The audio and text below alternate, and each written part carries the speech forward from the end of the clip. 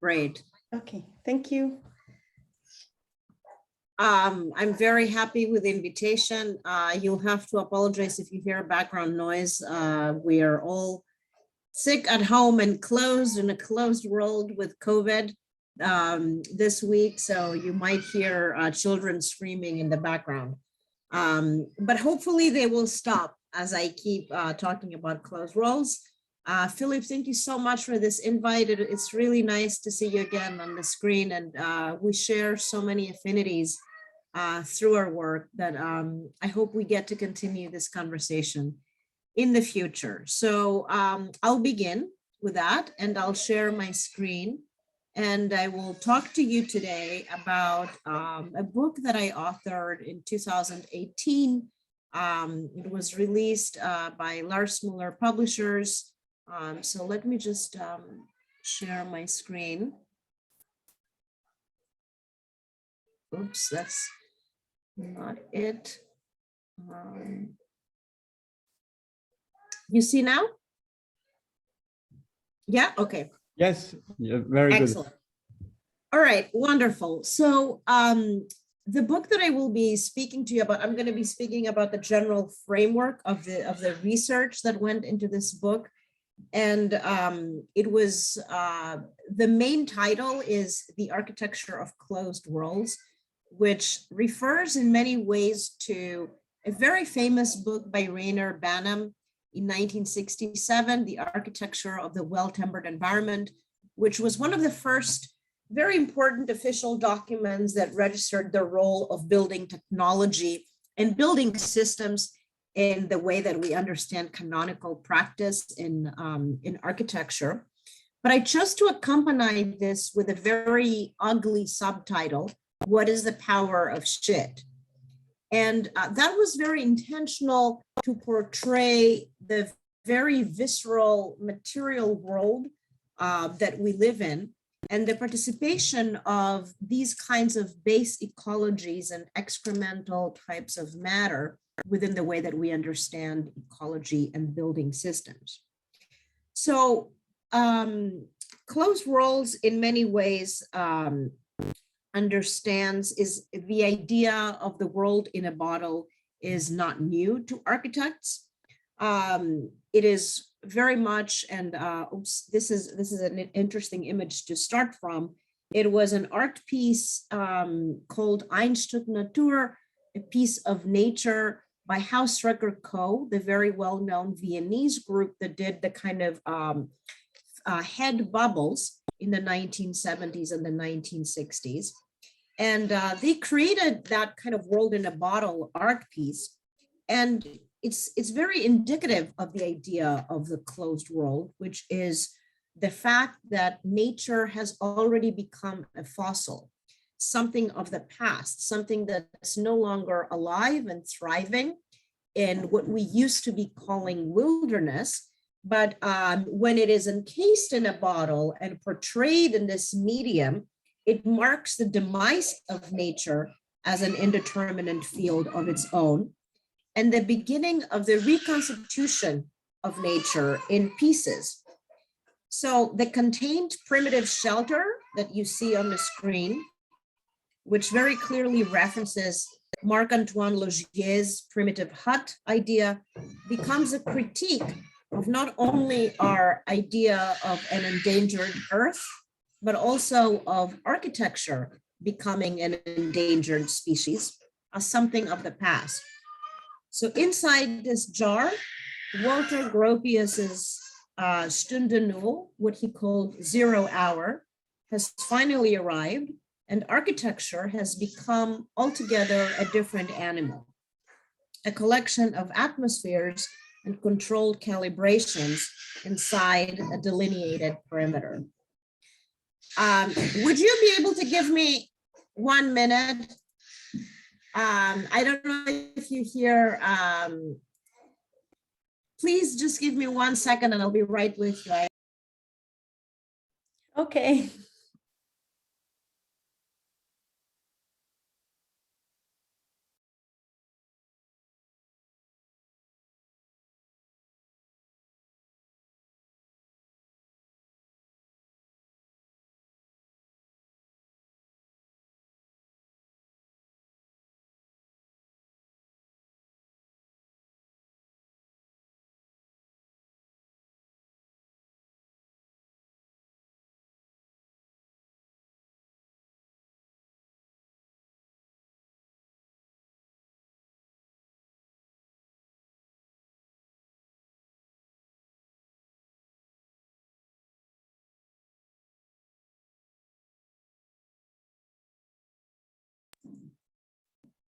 I apologize. The difficulties of balancing domestic life inside a closed world. So I'll just reshare my screen.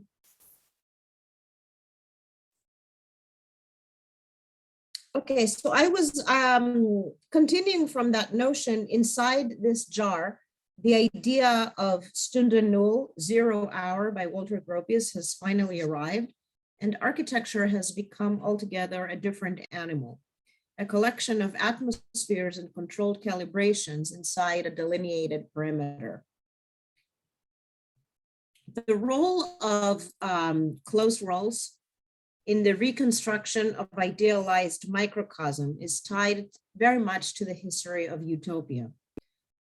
If we think of Buckminster Fuller and Soji Sadow's very famous iconic project, the Dome over Manhattan in 1960, or Rainer Banham's environmental bubble, there are very clear affinities with the idea of enclosing the world around us within a shielded bubble perimeter.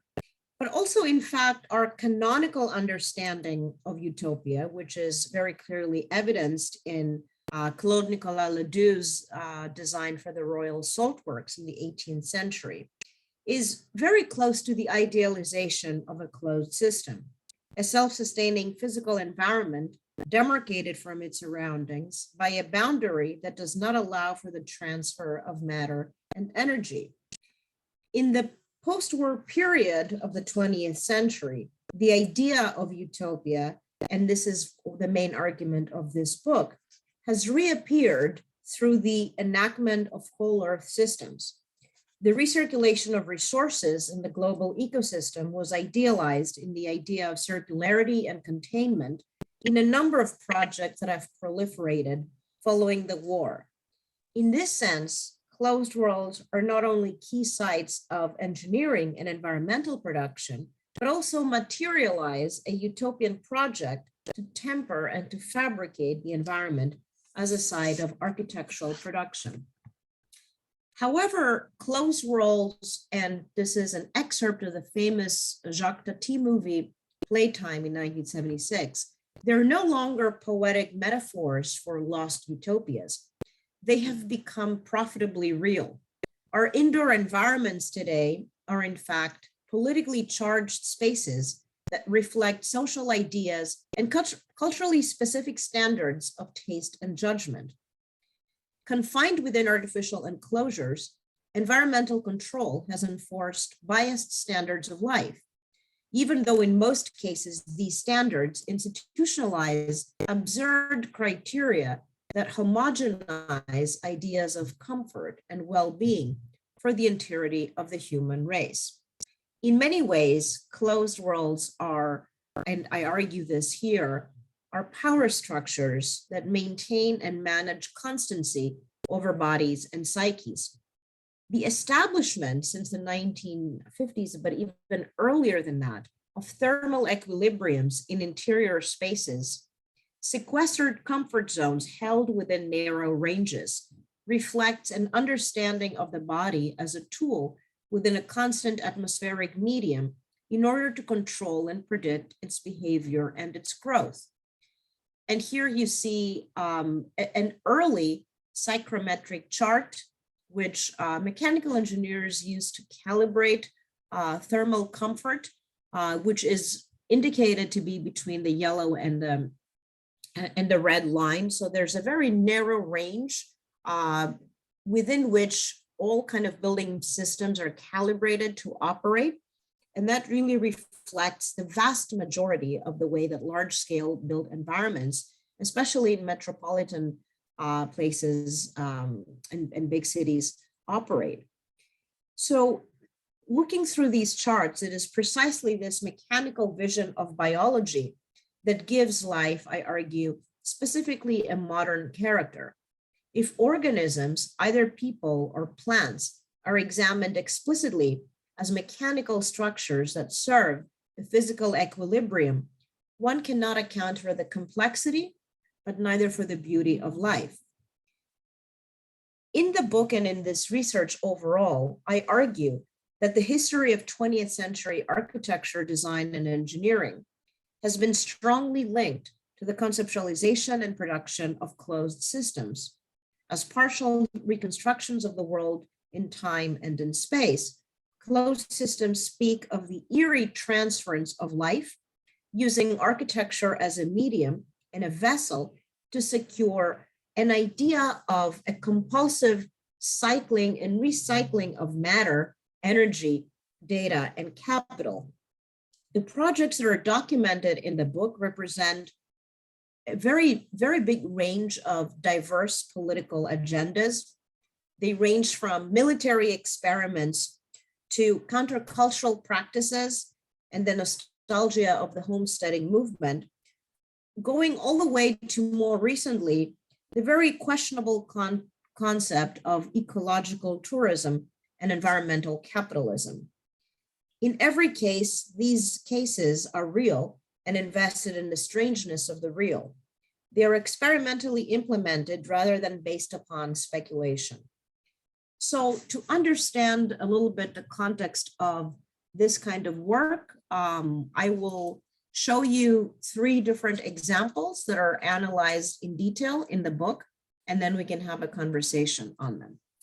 And I will start by the most famous and most notorious example of a closed world, which is the Biosphere 2 project in Arizona, and which was built and sealed in 1991, but it still remains probably the most famous closed ecological system that has ever been built. And I'm going to speak about the kind of contradictory ideas that it represented between self-organization and Darwinian evolution. So the purpose of this facility originally was to test the viability of a biologically regenerative artificial environment to support human habitation in space and to provide a prototype Earth colony in case the Earth would be destroyed. This massive facility was built by a company that was self-proclaimed Space Biospheres Venture, and it was a partnership between Ed Bass, who was a businessman and a philanthropist, and spent approximately $200 million to build and sustain the facility, and John Allen, who was a systems ecologist and environmentalist. Biosphere 2 supported 2 missions, with the first team of researchers entering the facility in 1991, locked from the exterior world for 2 years and 20 minutes. The team was tasked to produce their own food and air supply within a heavily sequestered series of ecosystems. During the entire experiment, all of the crew's waste, including waste from their domesticated animals, was recycled with natural low-tech filtration methods. What Biosphere 2 is very famous for is its spectacular and very public failure. The first mission was notorious for technical and operational failures, especially for not creating enough oxygen. After 6 months, oxygen absorption by raw concrete that was still curing had depleted oxygen levels in the facility by 6%. Along with a poor interior air quality, unanticipated species like cockroaches and crazy ants thrived, and the biospherians suffered from hunger throughout the 2 years of their residency. And here you see one of the biospherians of the first mission, Roy Lee Walford, that lost about 13% of his body mass during his residency, the first residency in 1991. The second mission was infamous for mutiny and public feuds among different stakeholders involved in the facility's management. In time, John Allen, that was the philosopher and the scientist of the project, started fighting and having strong disagreements with Ed Bass, who was financing the project. The latter camp claimed that Allen and his synergists were destroying the scientific credibility of the project. And Bass, the person that was financing the project, took action in hiring the now controversial white nationalist Stephen Bannon to run Space Biosphere's venture.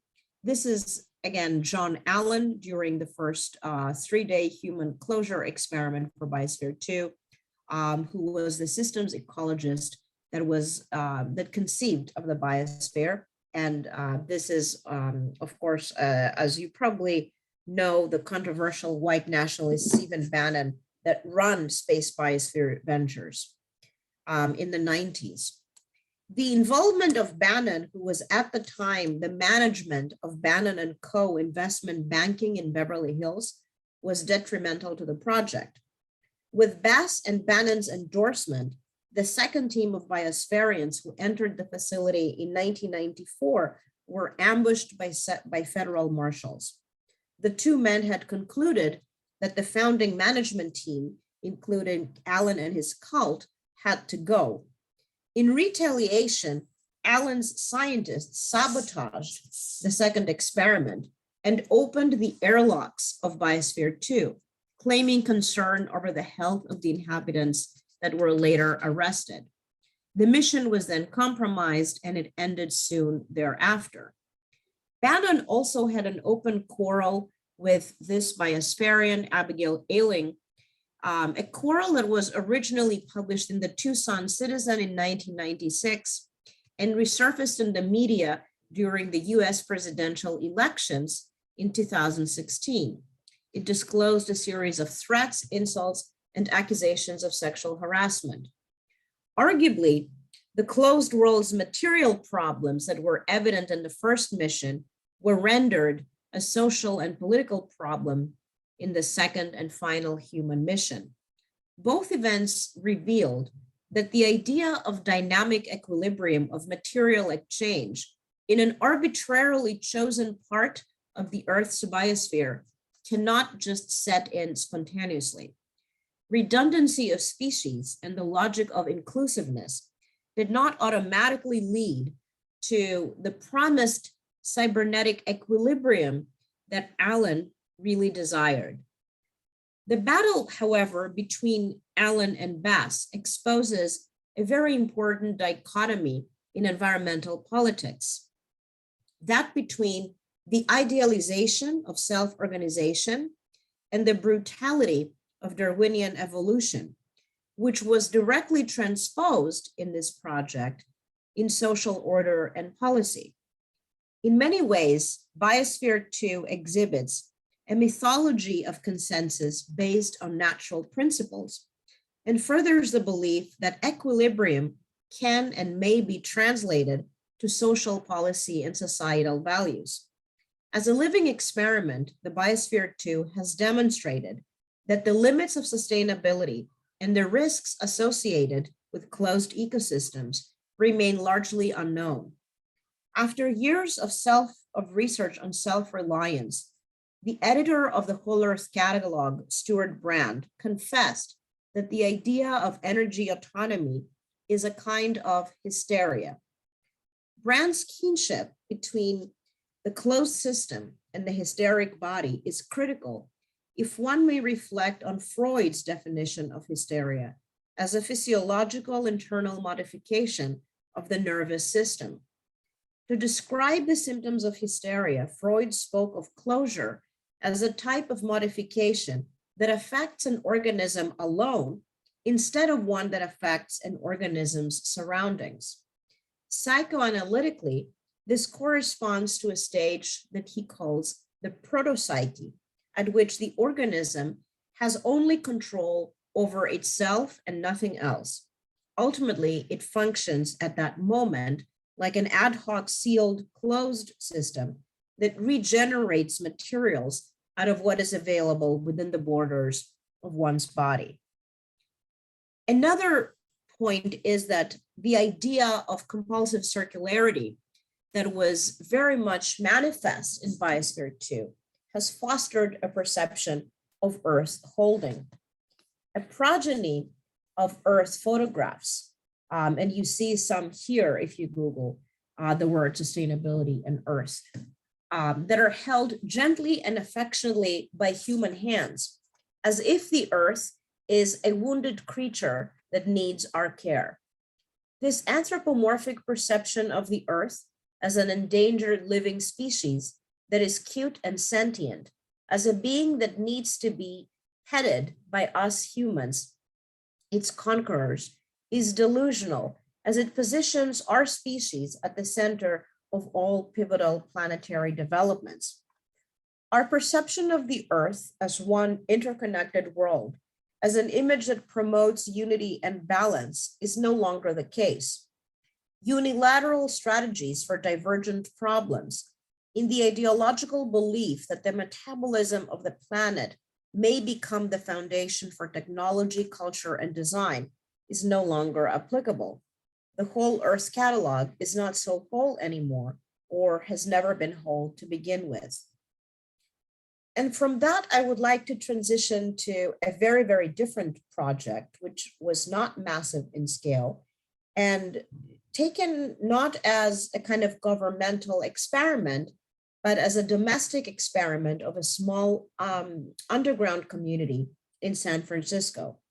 So we move from the colossal project of the Biosphere 2, which was a project of substantial venture capital, to resources of experimentation, prototyping, construction, and communication in countercultural urban interventions using minimal resources.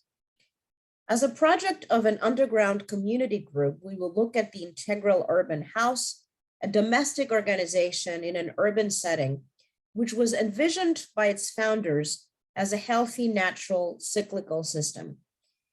And you see here the kind of typical drawing, which was representative of this cycle, which was idealized in the 70s, that all abundant resources available in the earth, sun, wind, water, and soil, and how by using these available resources, one may reconstitute the idea of habitation in a domestic setting.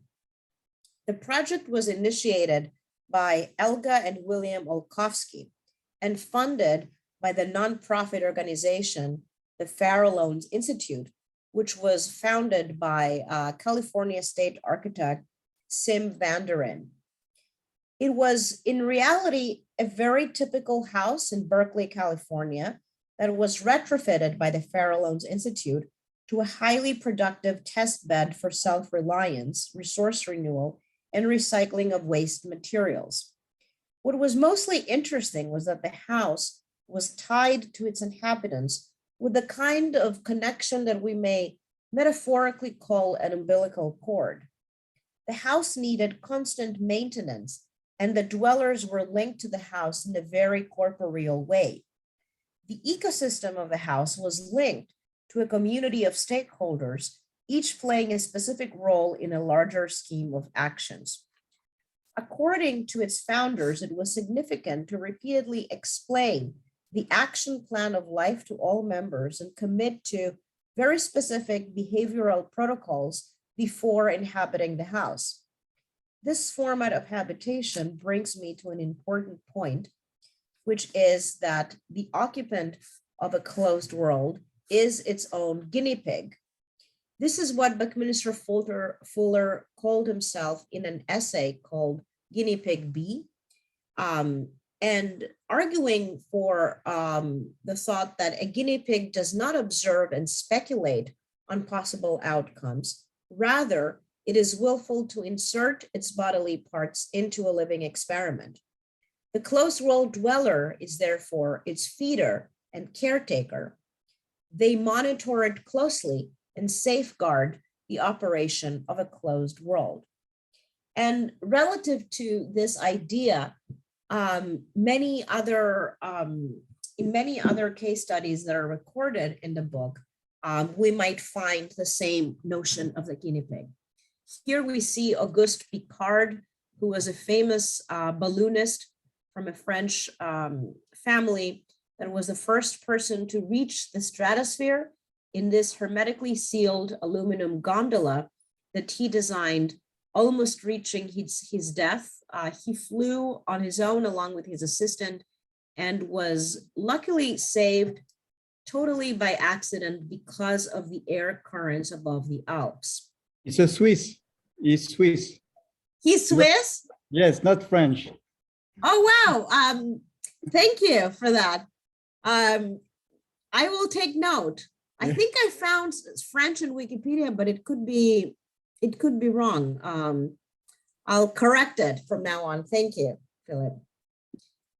This is, I guess he's Russian, Evgeny Shepelev, who was the first human to remain in a closed system in 1972, containing only chlorella, which is a very common type of algae, as the only bioregenerative component.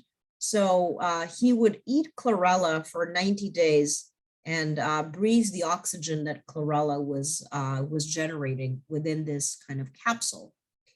And here is one of my favorite diagrams of an anarchist British architect called Graham Kane. It's called a diagram of basic interdependencies for the ecological house that he built in London in 1972. It remained on the site for about 4 years, then it was demolished. But the diagram clearly illustrates that that the architect is part of the biotechnical system that he occupies. And you see him as a kind of major feeder of the primary digester in this system. Without his input, his material input, the biotechnical systems would degenerate and die. So while ecological systems in that period portray the inhabitant as an indispensable part of a building ecology, currently this image is a disenfranchised narrative. Environmental concerns mostly promote a conservationist ethic and a list of cautionary daily practices of scarcity. And yet there is nothing more visceral as a participatory spatial experience than the scientist's voluntary containment inside the premises of a closed world. Going back to the integral urban house, the ambition was not to change the system holistically, but to reorient waste as a productive byproduct that fosters different pathways or more possibilities for each cycle of resources. Food production yielded from the management of organic and inorganic waste was key to the integral urban house, as well as to several other domestic experiments at the time that heralded self-reliance from the grid of urban supplies.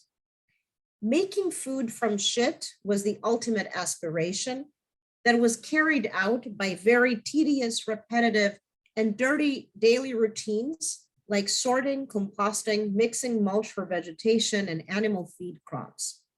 With these aims in mind, the space of the house was nurtured and dependent on the subtle fluctuations of material phase changes and the growth of living substances. To achieve these challenging material conversions, the Institute researched on thermophilic bacteria that had the potential to create protein from the waste of livestock and in forming bacteria soups, which could break down cellulosic waste into protein for animal feed. This type of research was conducted at precisely the same time, not only by countercultural groups, but by major industrial stakeholders like General Electric in their ongoing effort to chemically engineer bacteria that perform efficient tasks like eating toxins that are found in petroleum. Specifically, this scientist, Ananda Chakrabarty, was a microbiologist and genetic engineer that worked at General Electric in 1972.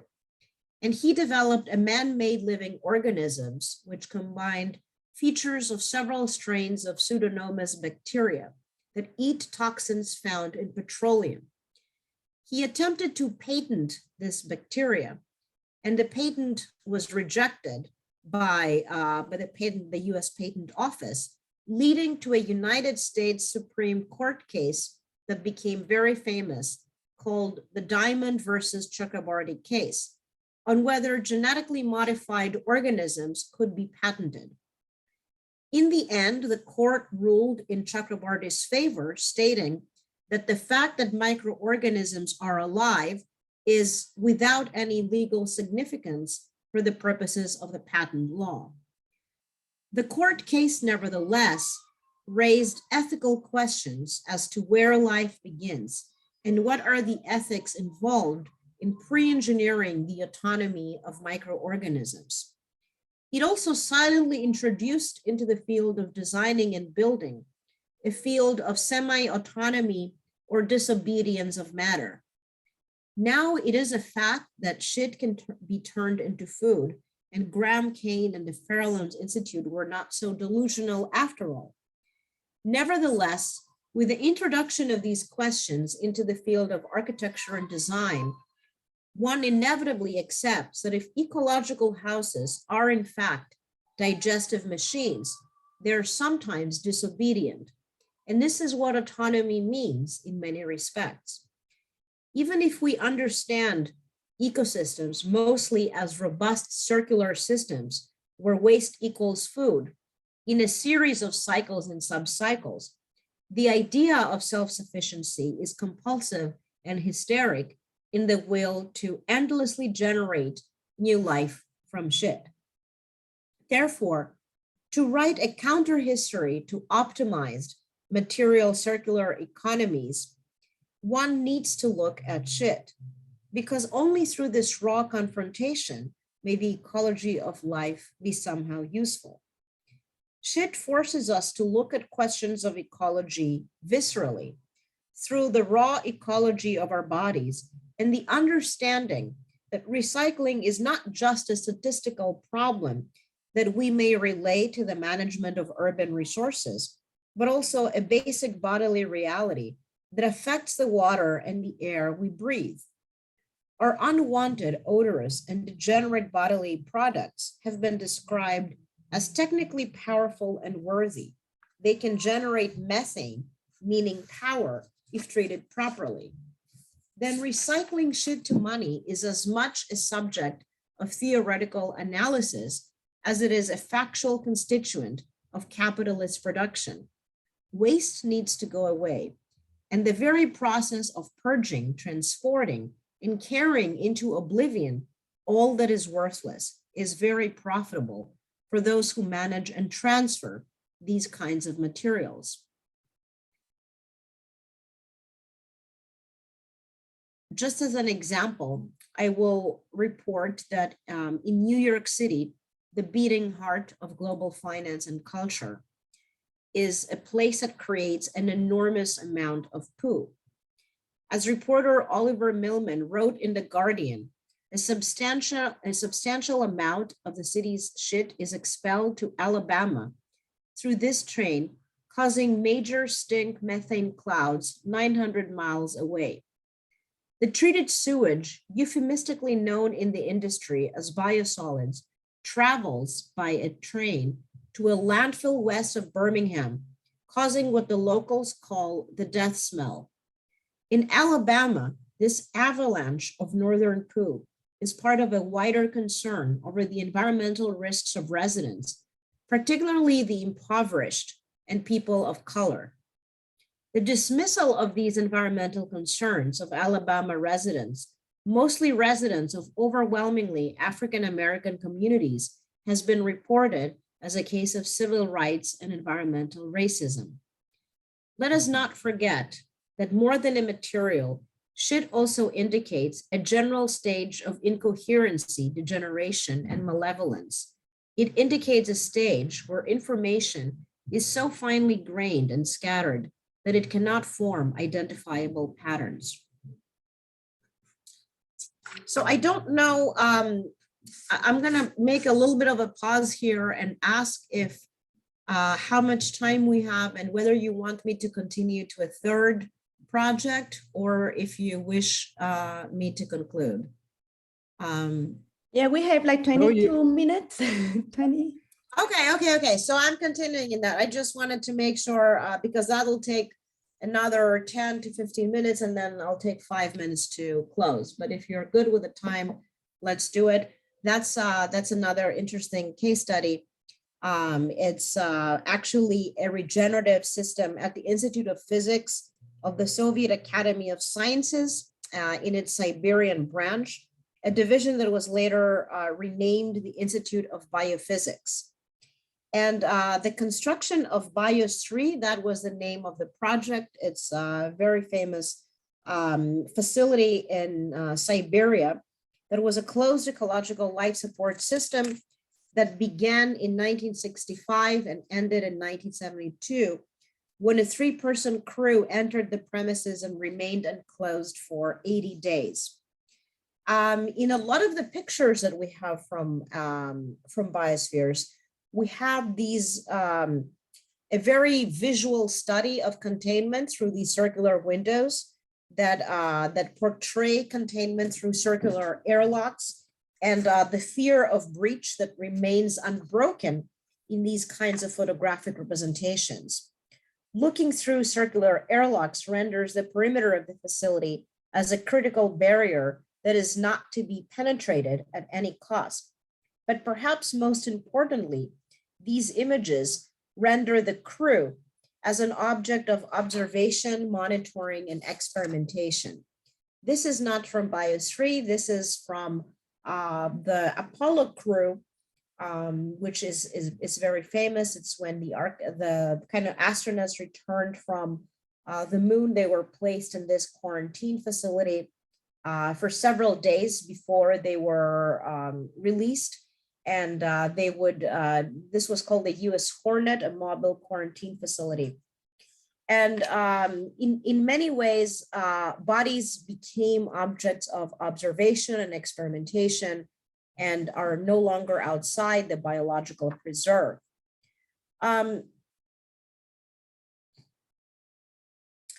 The underground, and these are some other precedents of some of their photographs of that Hornet in the US. You see here, this is a famous photograph of Nixon coming to greet the returning astronauts. If we return to the structure of the Biosphere experiment in Siberia, the underground steel structure enclosed 315 cubic meters. Initial prototypes proved that algae could moderate oxygen and carbon dioxide levels in an environment that included human respiration.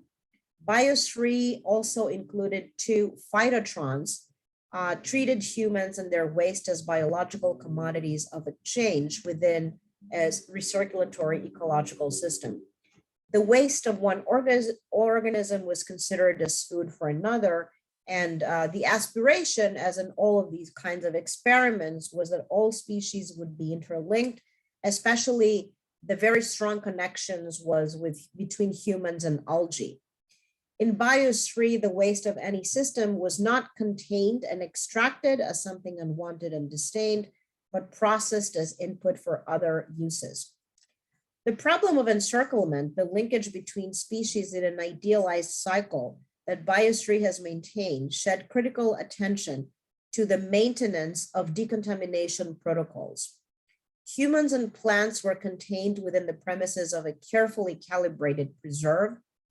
And this was one such experiment that the fear of breach was extremely important and consistent with the research that has been conducted with the optimum growth of plants as early as the late 1940s by plant physiologist and biologist Fritz Wendt. And you see here some of these other photographs of the circular airlocks looking into Biosphere. And this is Fritz Wendt, who was the inventor of the notion of the Phytotron. Phytotron was this calibrated chamber to grow plants in a homogeneous atmosphere.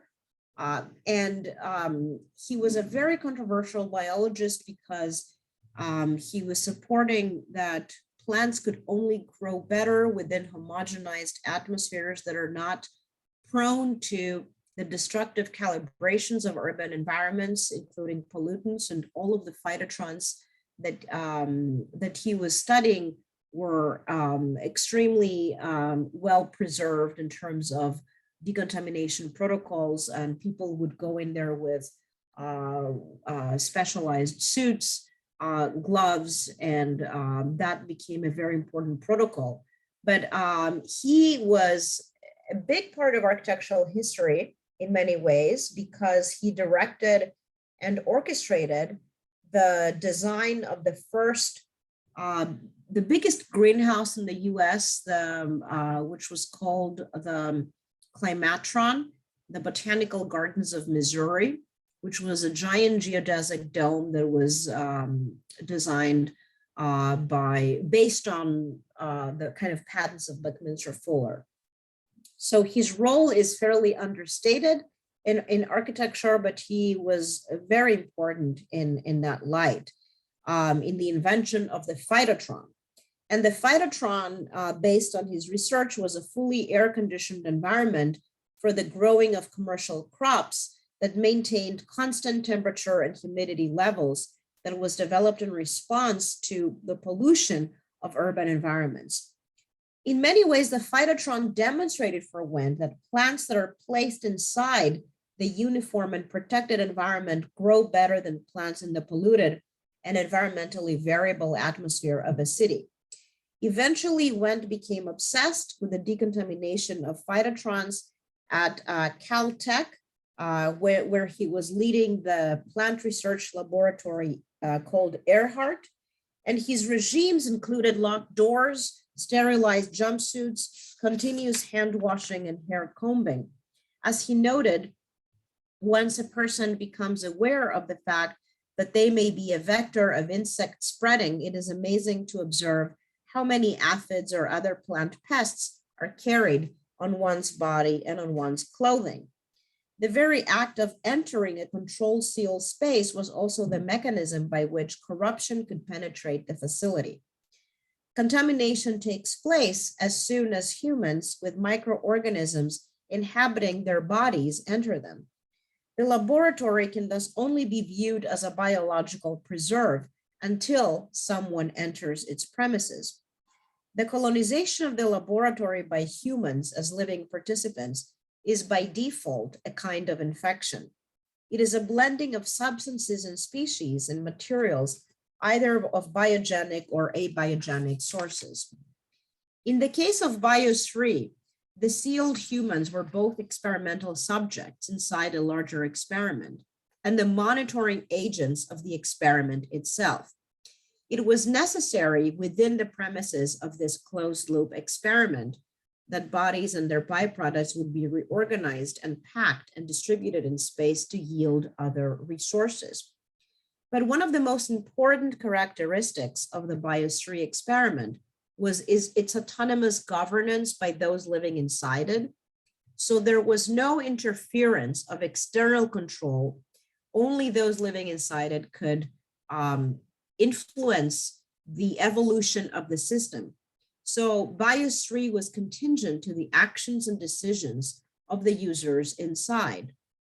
Biosphere not only made it possible to study how humans operated in containment, but also exhibited the problem of reciprocal influence that microbes and humans have upon one another, as well as other problems that arise when more than one person inhabits a closed ecosystem.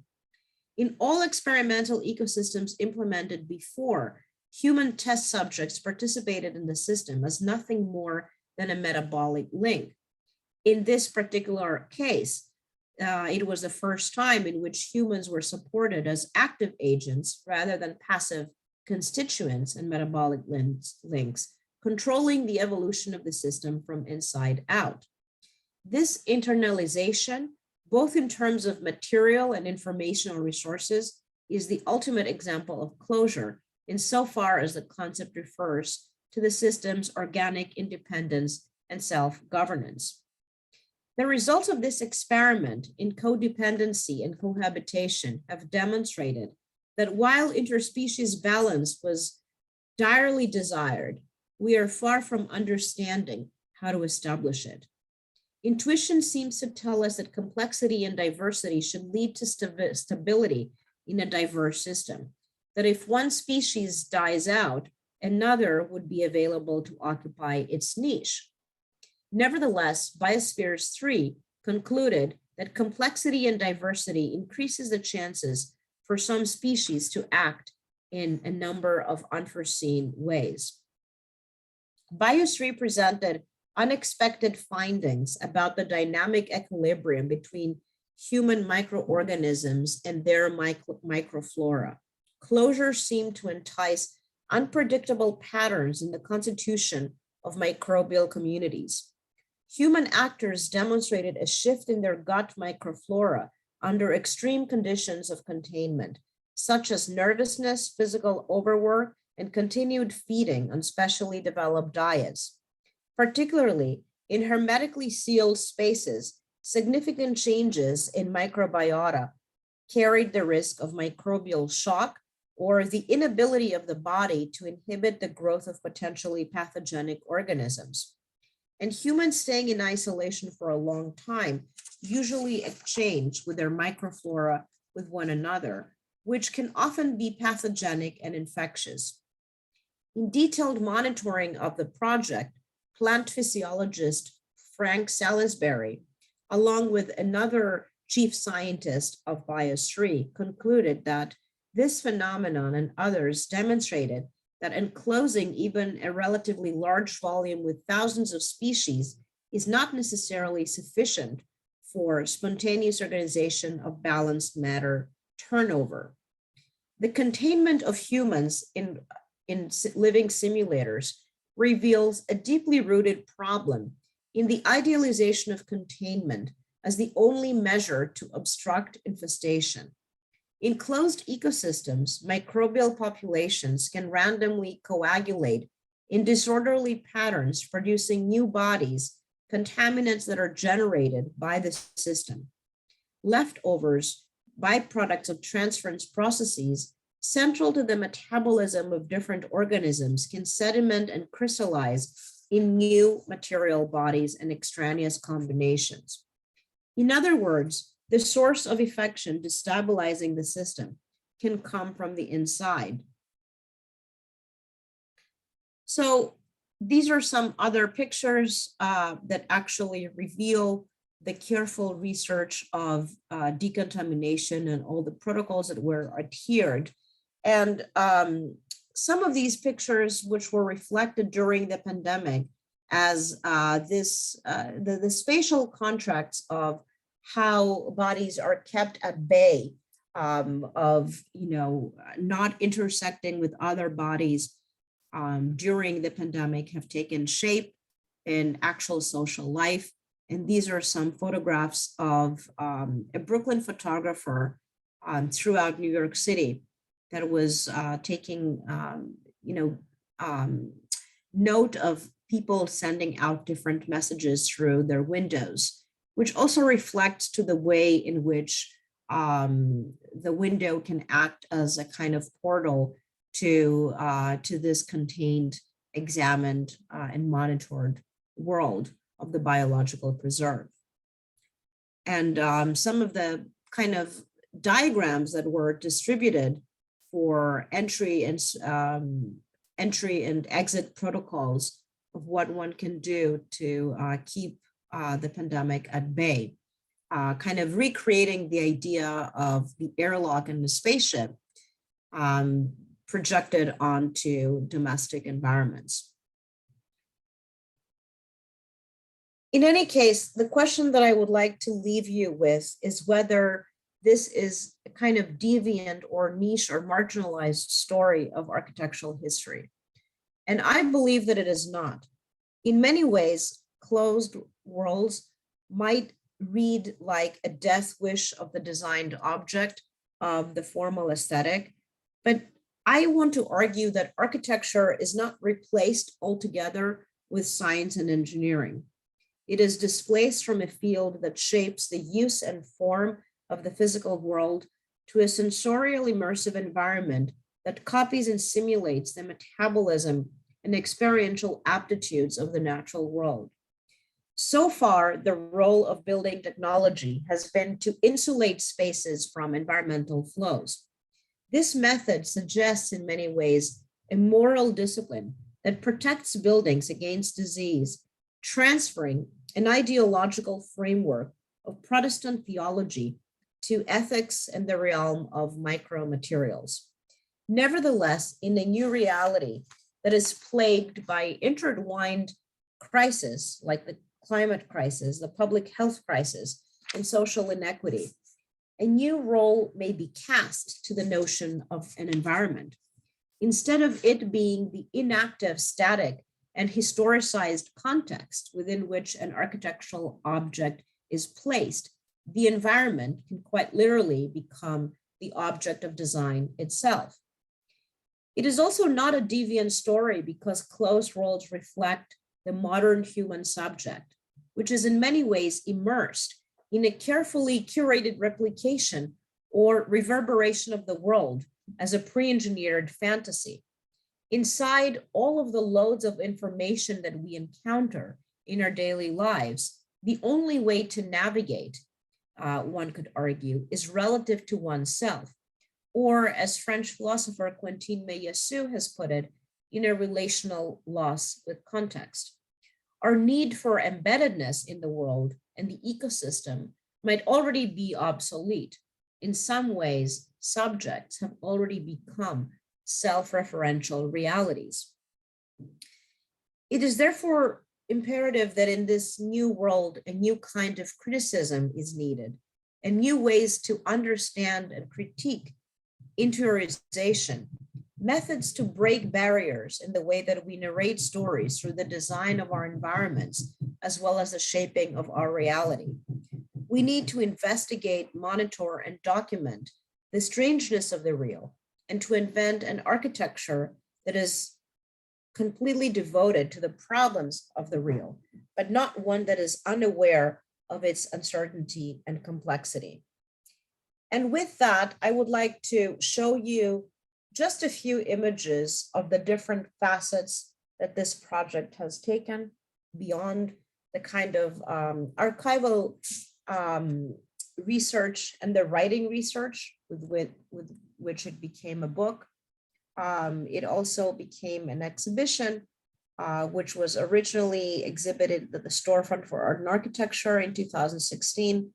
And you see here a kind of, that was before the pandemic, and each one of the projects was, it was actually the manifestation of social distancing, exactly 6 feet for each one of the cylinders that would portray one project. And the projects were either portrayed individually within these bubbles that you could read by putting your head in, or in a linear timeline by understanding these kinds of leaflets that you could pick. But it was also, there was also a kind of virtual reality dimension of an immersive prototype that one could inhabit each one of the projects that were analyzed in the book. And this is another iteration of this exhibition in Los Angeles in 2019. And in Sydney, Australia, again in 2019, with the kind of virtual reality component, a little bit looser, not so much tethered to an umbilical cord, but as a kind of another medium to occupy these kinds of spaces, and also a huge wallpaper exhibiting all the kind of different ideas of closed worlds that did not get to participate in the main archive. So in the center, there are different fabrications of human subjects that have been also designed through these perceptions of closed worlds. The white blurbs indicate a kind of abbreviated or minor history of environmental law, the way that law was enforced to put these ideas in practice and policy. And the black blurbs indicate speculative projects, idea projects that were not actually built. All of the other projects in the archives were built, and my comments were based on reports of the maintenance of these projects. These are some other projects, and there's also a kind of lexicon of different words that became critical when I was collecting that research, words that are not canonically used in architecture, but have become very important to the understanding of these different kinds of case studies. So with that, I want to thank you and open up the floor for any questions that you might have. Thank you very much, Lydia. Thank you. I'm sure that there is some question from our side. So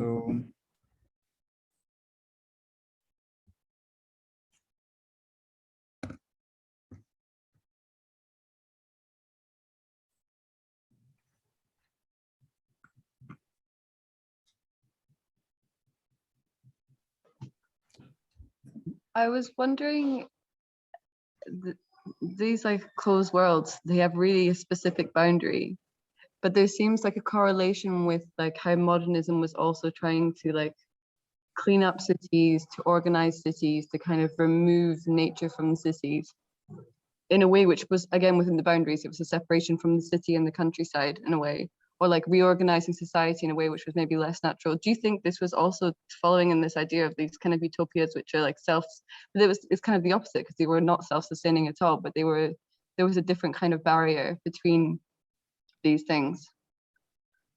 I don't know. Yeah, no, that's a really good question, and I'm going to answer, if I may, a little bit more broadly, because I just want to make the clarification, if I may, that I showed you three cases where the idea of the boundary is impenetrable. So like in Biosphere, for example, reaching and touching whatever was inside was something that was extremely important, but that's not necessary for all of the case studies that I have researched in the book. And a lot of them are ecological houses that, the boundary is not so important. And, the one diagram that I showed you of an ecological house or the integral urban house, anybody could go in and out. And the idea of preservation of the cycle was not necessarily manifest in a material boundary that you can't penetrate or go through.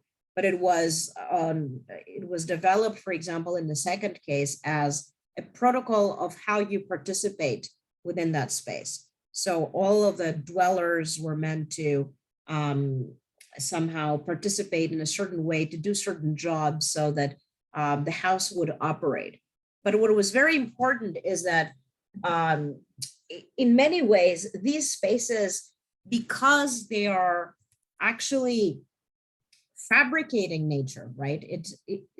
One of the arguments of the book is that all of these projects, we have tried to separate wilderness, as you say, from nature, but then these buildings they're becoming natures in their own right, or the aspiration that is underlying is that they also operate as pieces of nature.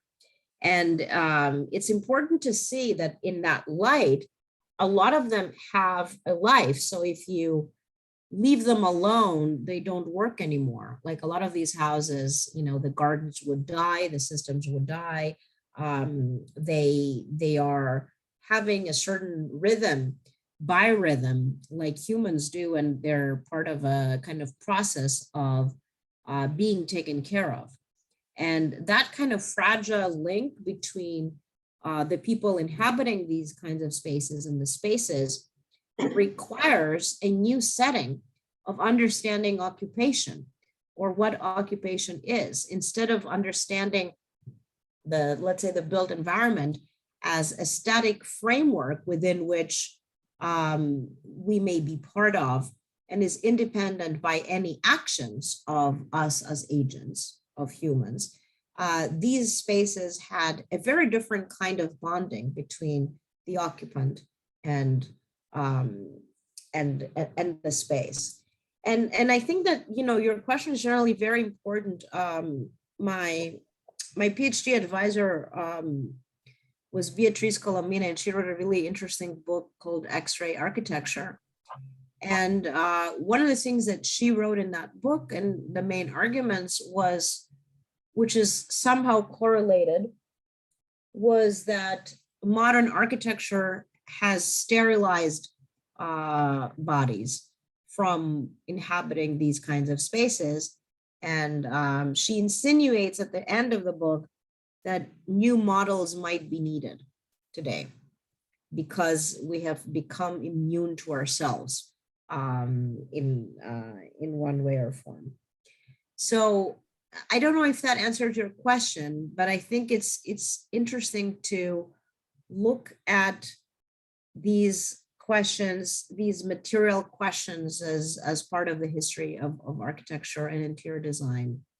And see whether we might in fact be reaching a time that new modes of occupation or modality of coexistence might be forged right now, that we can no longer understand built environment in the same way as a kind of passive framework within which we live. But there's so much discussion on interspecies relationships, interspecies justice, what environmental equity, and I think these kinds of experiments speak to the development of new bonds between occupants as agents and their surrounding spaces. Yeah, I think that makes sense, because I think something I'm beginning to realize, especially with the language of the city, is we often speak of the city as a series of relationships or flows or things which are interconnected, and the city is somehow spoken as something natural, and we kind of forget the fact that it's all completely constructed. These are organized things that have been set in place or monitored and they're aligned. There's nothing natural about the city at all, but we have this language to do with nature that we kind of impose upon the city. And then equally with nature, we do this weird thing of imposing rules which don't really make sense. So yeah, I think it is quite helpful to think about it that way. Yeah, I mean, I guess that I haven't really written it in that way, but one of the arguments is that this kind of separation of the natural and the man-made, which was a kind of assumed separation that has been perpetuated through modernity and especially 20th century, we have introjected that separation into the way that we understand buildings. It's almost like you swallow a piece of nature and it becomes a kind of built environment in one way or form. But it's somehow representative of something distant and different, which is the kind of wild or preserved, which is far. But if you think about it, the close role, the idea of constructing pieces of nature as architecture, is also right now a very important part of corporate agendas. I don't know if you have seen Amazon's new headquarters in downtown Seattle, but there are these giant sphere jungles. And it's an insane project. If you Google it, I should probably show you some pictures of it. They have worked with creating a kind of natural jungle within downtown Seattle. And there was this theory that it supports brain growth. There were neurological questionnaires and surveys that the presence of plants in the workspace supports brain growth. And based on that, they've invested huge amounts of money to hire a full-time horticulturalist and make all of these plants travel, maintain them in a facility outside, and make them travel. So that kind of agenda of the kind of pieces of nature becoming kind of architecture or representing the kind of main concept of design is very strong conceptually also in the corporate world.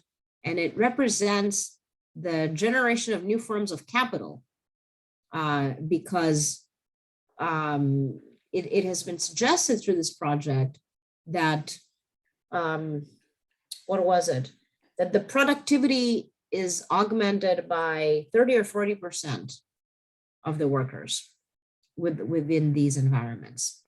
So they represent a form of capital investment, which is very problematic, but it's true. It happens.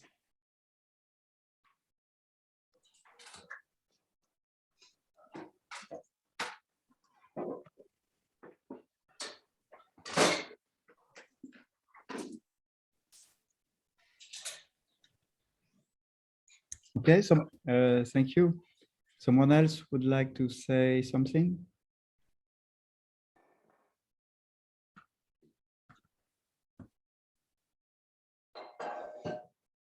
What, Lydia, what do you think about, because you did this research in 2000, so the exhibition was in 2016, huh? Yeah.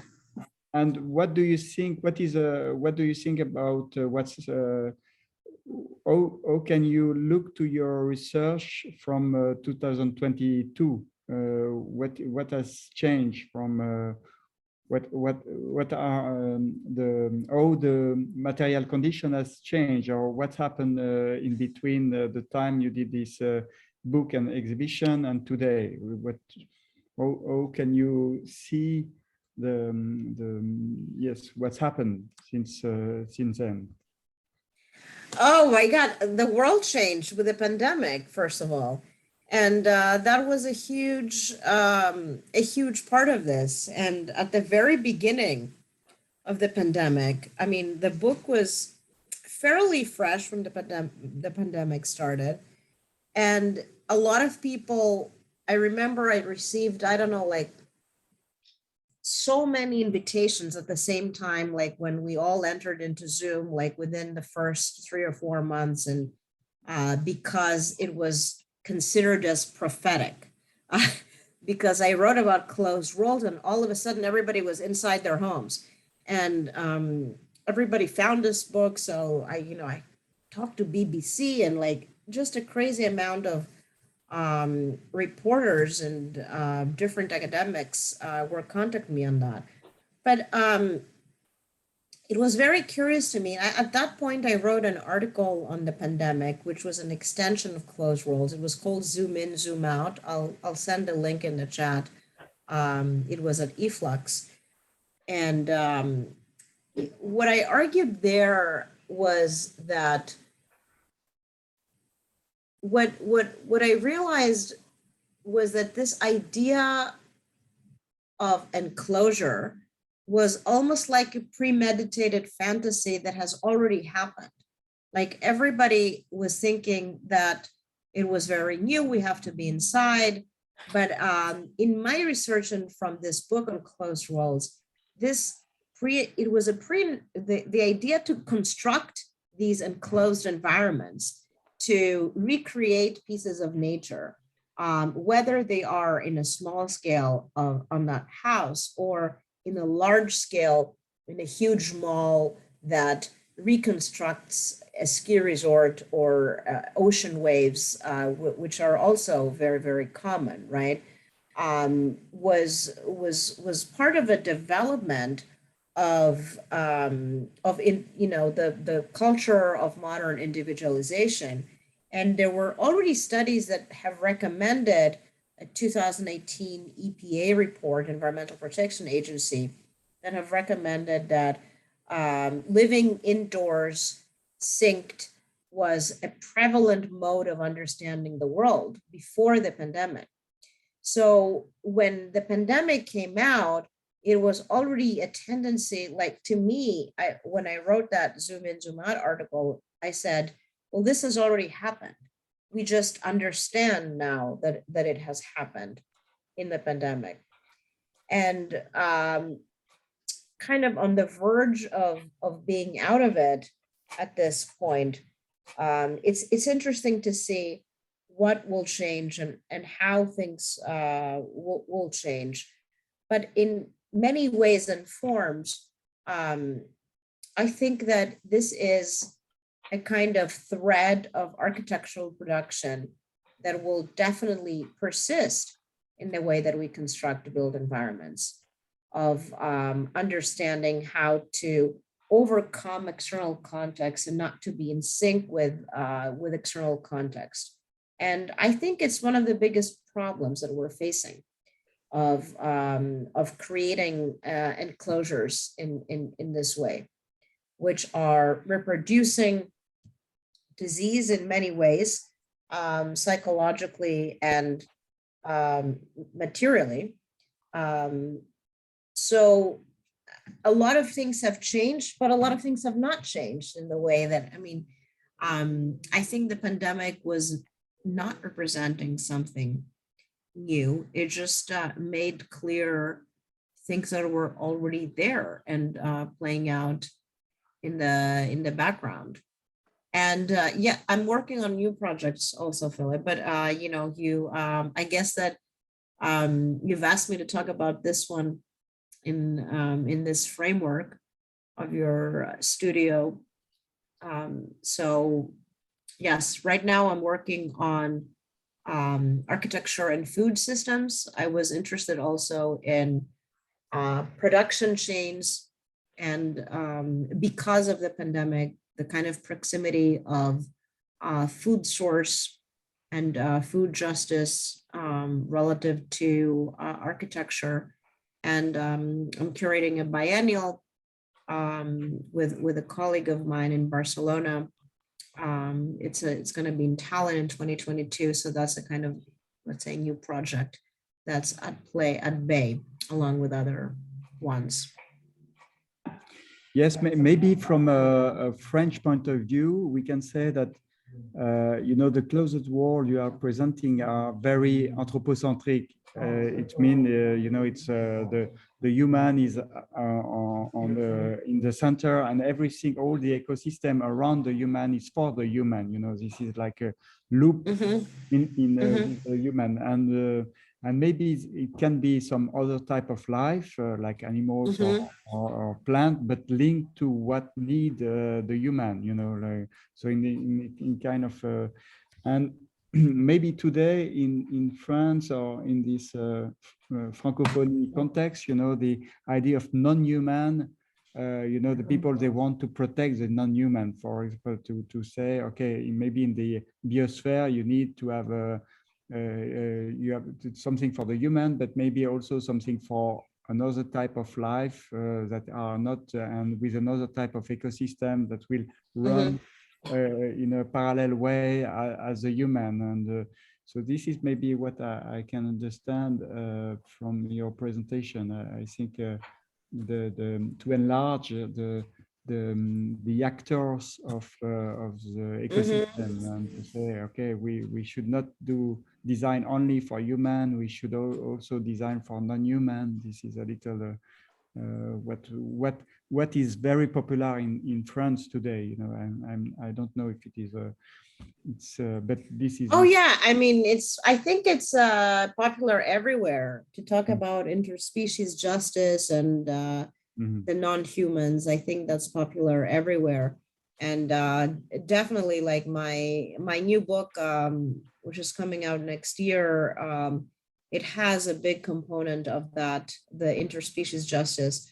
But I think it's important to, when we say that, and that's definitely a thread that's evident in so many different environmental writers recently. Anna Tsing is one, for example, Donna Haraway, like there's so many, Arturo Escobar. It's a very important parameter, but it is true that ecological history in architecture has been studied from an entirely anthropocentric perspective. And all of these diagrams are about, but not even that, Philip. I think that it, from a machinic, like a mechanical paradigm, I think that the actors of life, which is either us or other species, have been absent. And what is mostly prevalent in examples of ecological design is machines and their performance, right? So even including human life in these diagrams was fairly, not radical, but unusual, let's say, at the times that a lot of these projects were drawn and analyzed. But definitely we are in a time, I mean, who can describe 2020 as a year with humans, right? I mean, it's definitely the year of the virus, or of something non-human, and it cannot be described historically or portrayed without giving first stage to the virus itself. And yes, I'm interested that this is the kind of word in France right now, because I think it is it's very much also outside, like here. So. Mm-hmm. Okay, maybe there is some remarks, or someone want to say something? Yeah.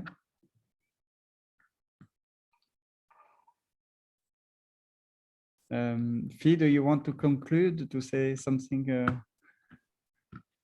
You always ask me to conclude. Thank you very much, Lydia. Super interesting. What a task if you have to conclude every time. Thank you so much. A lot to think about. Yeah.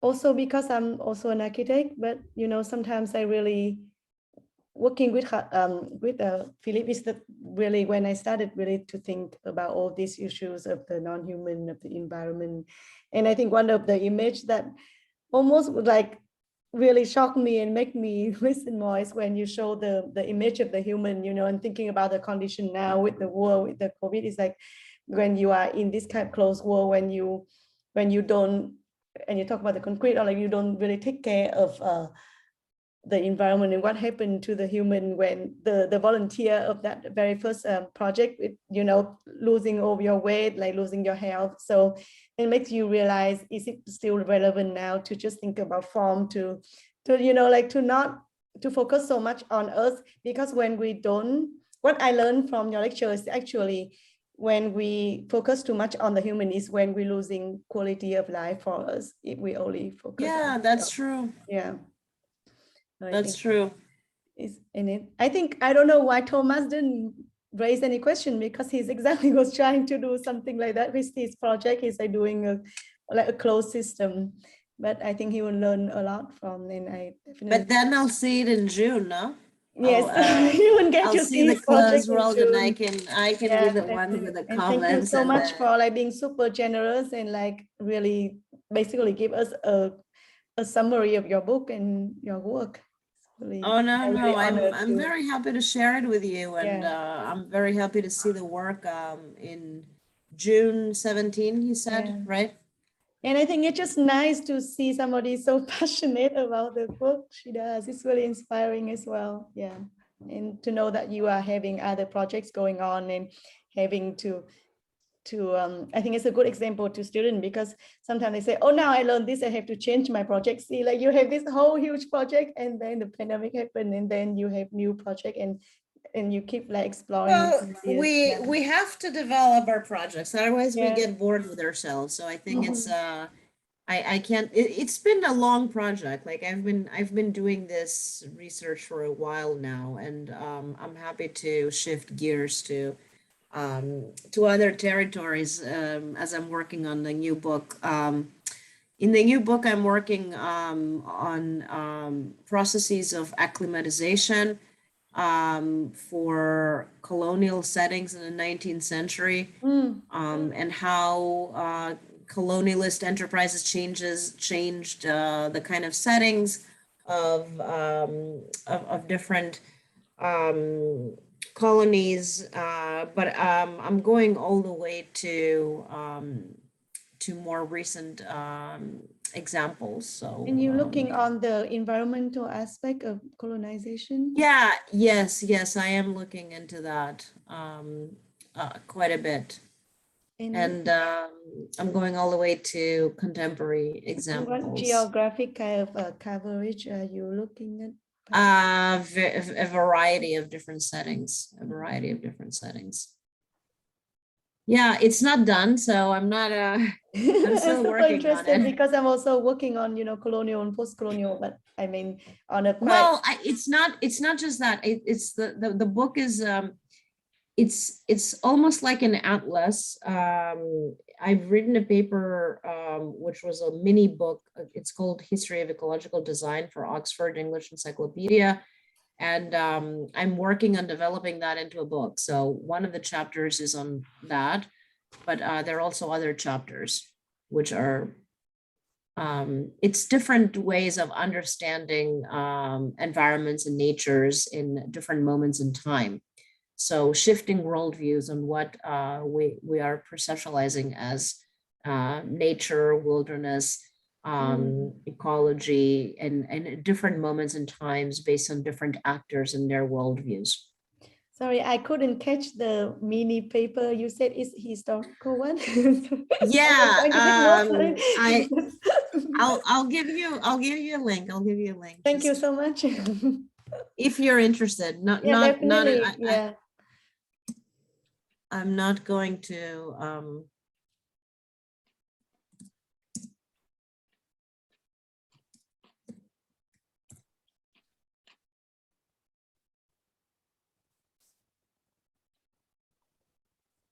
So, hold on.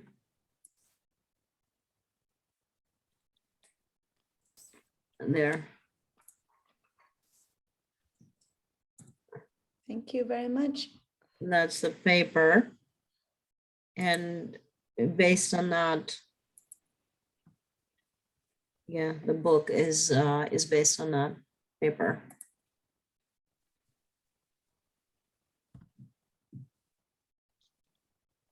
Good. We will read that. Thank you so much. And let me know about the non-humans, because that chapter is Fernando, thank you for your comment. Yeah, let me know any comments, because a lot of the chapters, when I wrote them very quickly, and then now that I'm revising them, I'm like, oh, that was terrible what I wrote. So if you have any comments, Okay. very happy to hear them. Okay. Thank you, Lydia, for your time and for the. Thank you for the invitation, and it was really nice to see really you. good. Thank you. And We'll see you again in June. Yes. Yes, yes. Okay. Take care. Thank you. Thank Bye. you. Bye. Bye. Bye. you. Bye. Do I stop this?